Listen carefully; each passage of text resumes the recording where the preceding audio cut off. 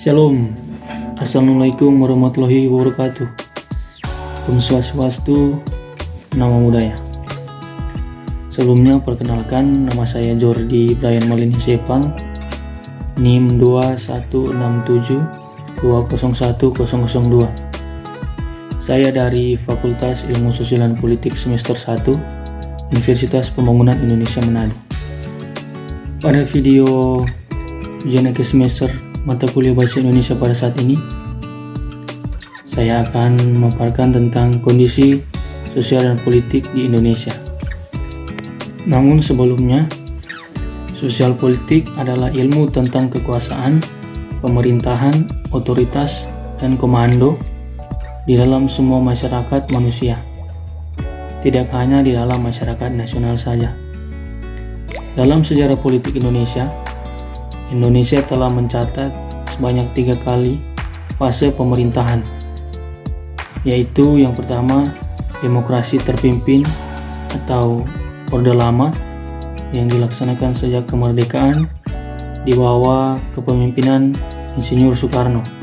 Kemudian pada masa Orde Baru yang dipimpin oleh kepemimpinan Soeharto, dan era reformasi yang dimulai sejak lengsirnya Soeharto pada tahun 1998.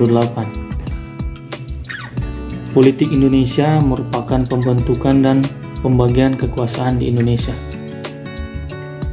Sebuah negara hukum yang berbentuk kesatuan dengan pemerintahan berbentuk republik dan sistem pemerintahan presidensial dengan sifat parlementer.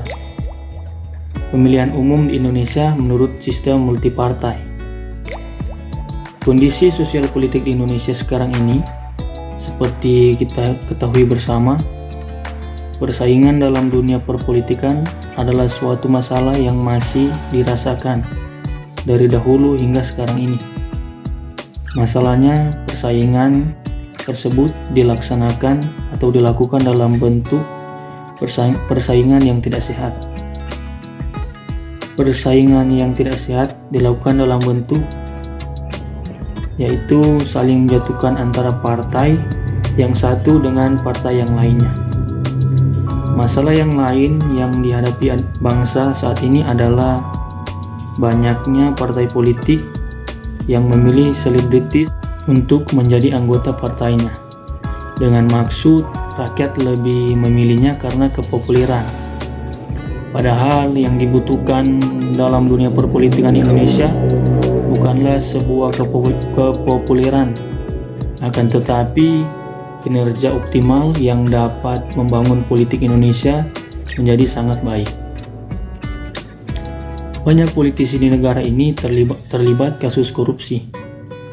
Mereka lebih mementingkan kepentingan pribadi dan lupa akan tugasnya sebagai pejuang rakyat. Bahkan saat ini banyak pejabat dan tokoh yang hanya bisa bercuap-cuap berdiskusi di televisi, bercaci maki kinerja tanpa mengetahui jalan keluarnya.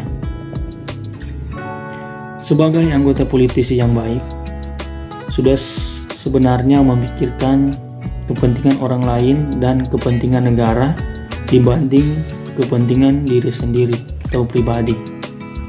Seorang politisi harus memiliki sikap nasionalisme yang tinggi. Kemudian